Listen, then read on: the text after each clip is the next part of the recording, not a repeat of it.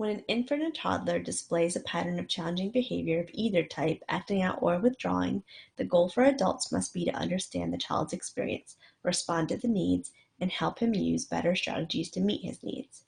It is sometimes easier, also more tempting, to react to the behavior, particularly the acting out behaviors, than to reflect on the meaning of the behavior. The child's emotion easily stirs up emotion in us. Of course, a quick reaction is necessary when a child might be about to do harm to himself or others. But when we react, we tend to focus on our own experience, our frustration, our anger, rather than the experience of the child, the experience of being frightened or lonely. It is important that you tune in and pay attention to how you feel when a child is exhibiting behavior that you find challenging. Behavior that may challenge one caregiver may not necessarily challenge another. For example, a toddler with a loud voice and exuberant disposition may be difficult for one caregiver, but not another, to be around for long periods of time. That is not what we are talking about here. Rather, we are focusing on behavior that seems to have a negative impact on the child's development and that all caregivers can agree needs to be addressed. It is worthwhile to keep in mind that an important clue to what the child is experiencing is our own emotional reaction to the child. For example, if we are frustrated, then it is highly likely that the child is also frustrated. Often, our emotions can help us tune in and empathize with the child's experience.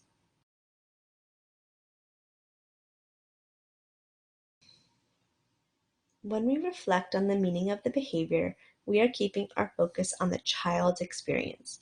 We are more likely to be able to respond with empathy for his needs and to be more intentional about problem solving. The goal for intervention must be to restore the child's sense of well-being and her developmental momentum. We want to use the opportunity to respond in a way that supports the child's social-emotional development and relieves him of the need to use his emotional energy to tell us something is wrong. When an infant or toddler is constantly feeling stress in his care environment, he uses a tremendous amount of emotional energy to protect himself from what might come next. For example, some activity or event that is confusing, frightening, or otherwise overwhelming. Instead, that emotional energy should be spent on developmental growth. It is our job as caregivers to make sure that happens.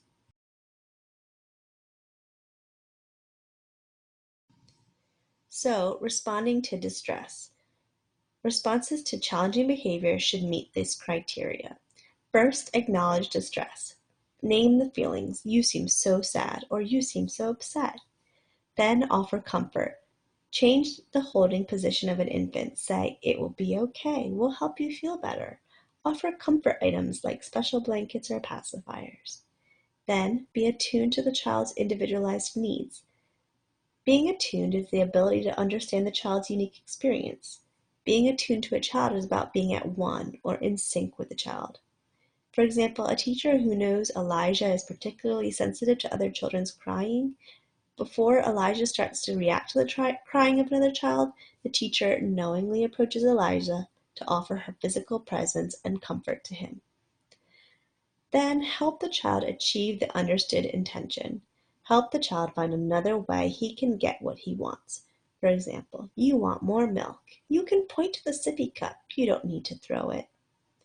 Then be developmentally appropriate. Ensure that the strategies are appropriate for the individual child's developmental age. For example, picking up an 8-month-old who is crying is appropriate. However, carrying a 3-year-old may be less developmentally appropriate first step for soothing that child.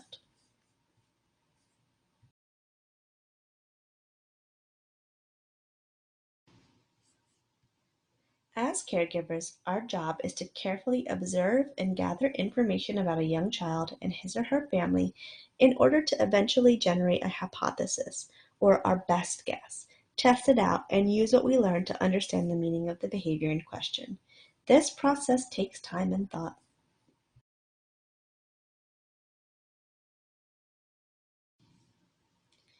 Our immediate job is always how to manage to care for a child and other children who are affected through an episode of behavior that is causing concern.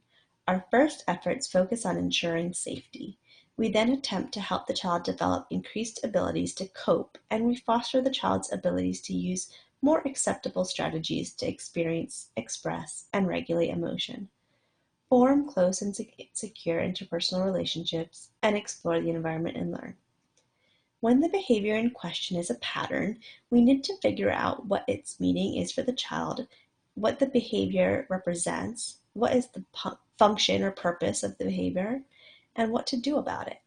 We can work to cushion ourselves and the child from negative feelings related to the behavior by establishing the habit of wondering about the meaning of behavior. This process can help us tap our creativity by leading us to consider multiple explanations for what might be happening for the child, as well as lead to multiple strategies for dealing with the behavior. Our creativity comes into play when we create a hypothesis or a best guess about the meaning of the behavior to the child. We don't always have access to the information about what is happening in a home. However, when we hypothesize about why a child is acting the way he or she is, in other words, what the meaning of the behavior is, we are using what we know about that child to make a guess about why a child responds or behaves as he or she does.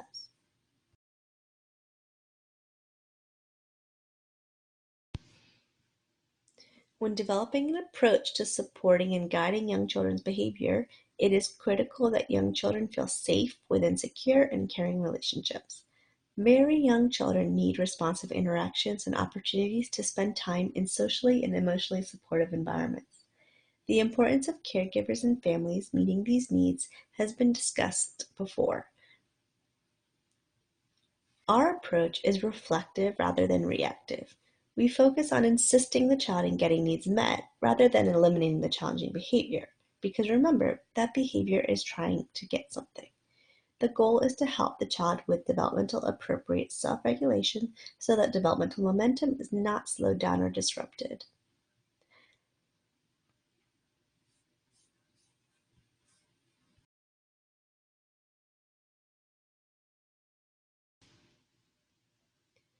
Understanding behavior is the key. To provide the best care for infants and toddlers, caregivers should try to make sense of the behavior.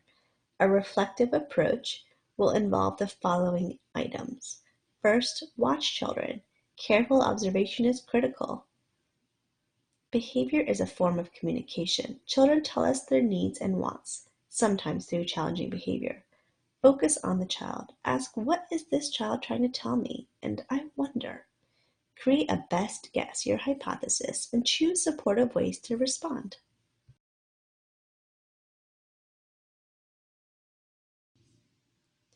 The process of carefully gathering data to aid in understanding and addressing the behavior of a particular child needs to be a systematic and organized process. How do you collect the data that might help you determine what, when, where, how, and with whom the behavior is occurring? You can use observations, screenings, assessments, and data collection tallies. For example, counting how many times a child bites in a day or how long a baby cries is the only way to really know if the behavior is improving, staying the same, or getting worse. Often, caregivers or parents may say a behavior such as crying happens all the time. However, when it is carefully timed and tracked, patterns may be identified, such as he cries left after he is fed, or he is crying for a shorter period of time since the caregiver has been carrying him in a baby carrier. When you take careful data, then you can start to ask questions about the meaning of the behavior. What was this child experiencing? What was the child's perspective? What strengths can we observe in the child's development and behavior patterns? What, when, where, how, and with whom is this behavior occurring?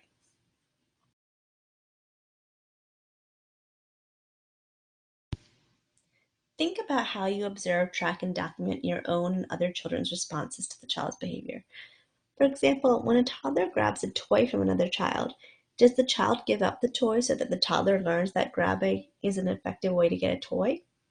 Think about how you communicate behavior expectations to very young children and their families. How do caregivers let the child know what they want them to do? In the example of the toddler grabbing toys, how do his caregivers show and teach him how he can get a toy from someone else? The caregivers may also show him how he can ask for help. The caregivers might also show and teach other children what they can do when a child grabs a toy from them. Other children might be encouraged to say, no, mine, my turn, or I don't like that.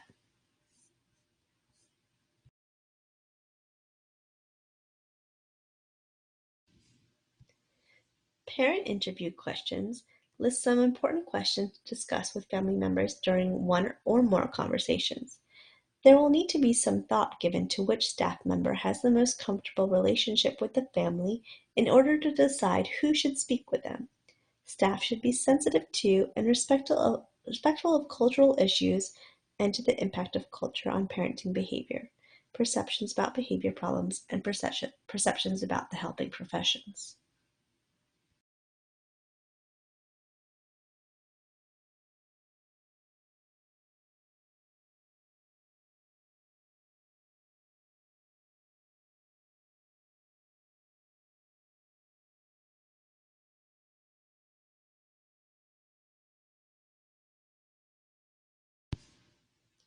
A child care program needs to have a protocol in place to address persistent challenging behavior. Establishing a process or protocol for helping young children with challenging behavior can help ensure that the key people in a young child's life are working together to answer important questions and create an understanding that will then lead to an effective approach with a young child.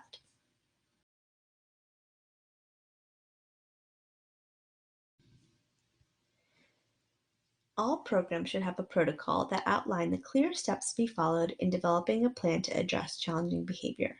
This communicates the importance of working quickly to respond to the needs of the child. It should indicate that the program is concerned about children and their well-being. It helps everyone know what to expect, what their contribution to the process will be, the sequence of the steps in the process, and how decisions will be made. A protocol establishes the fact that all persons involved in the child's life are included in the information gathering and are part of the decision-making process. It documents that there is consent from the family as well as from the staff who will be implementing the intervention plan to be developed. The protocol should establish a timeline for implementing the process and the person or persons responsible for each step. The protocol should establish a process for regularly reviewing progress, making changes in the intervention plan if necessary, and deciding when and how a determination will be made to discontinue or modify the intervention depending on the response of the child. Lastly, the information that is gathered and the decision-making process itself should be considered confidential. It will only be shared with the family and staff directly involved.